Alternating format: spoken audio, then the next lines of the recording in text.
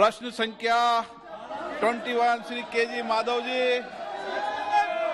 KG Madhav. Question number 21 sir, माननीय अध्यक्ष जी, honourable minister gave reply to प्रश्न my संख्या question बोलिए। Honourable that the tenant member, holdings constituted. Honourable member please question number. Question number 21 माननीय मंत्री जी। माननीय अध्यक्ष जी, उत्तर सभा पटल पर रख दिया गया है।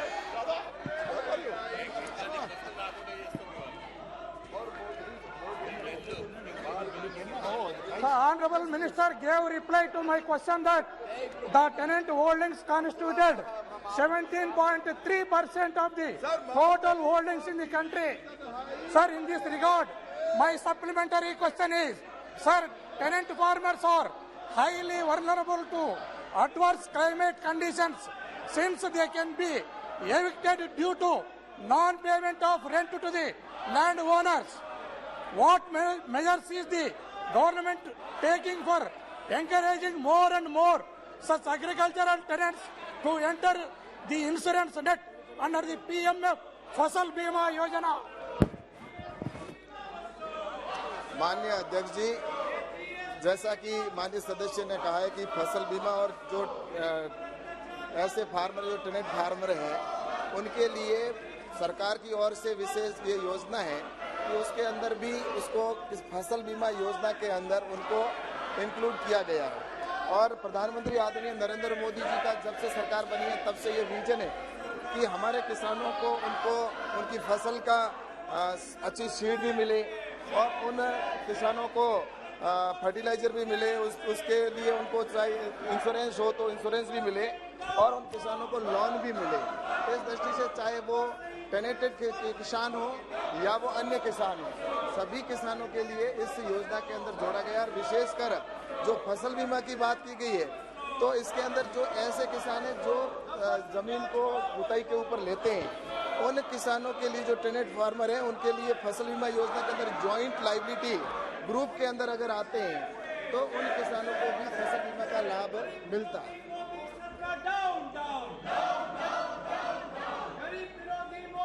My second supplementary. Okay. Sir, in the year 2016, the Niti Aayog came up with an expert committee report on a model agricultural land leasing law. They are also suggesting various reforms with respect to legalization of land leasing, recording of the same, regulations on rent. Among others, what measures has the government for implementation of these suggestions?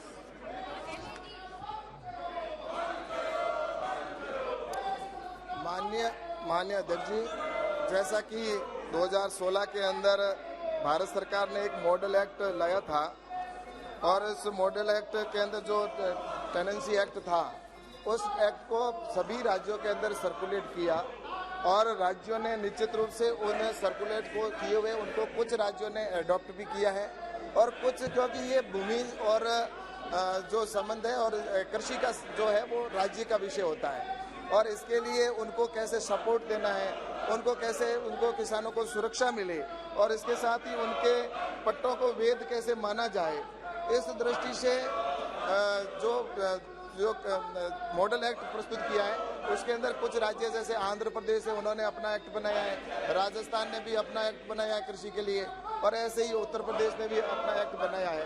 तो इस नाते मुझे लगता है कि किसानों को संरक्षण देने के लिए और ऐसे जो किसान हैं जिनके साथ अन्याय होता है उन किसानों को न्याय मिले, इसके लिए ये एक्ट है वो इसका एक बनाकर और मॉडल एक्ट के रूप में राज्य सरकारों को दिया गया। Shri M Gurumurthy. Honorable Speaker, sir, absence of transparency in tie-ups with landlords makes these tenant farmers pay exorbitant and unreasonable payouts in cash and kind. In most cases, it is 50% of produce. What measures is the government taking to curb such exploitation by the landlords? मैंने जैसा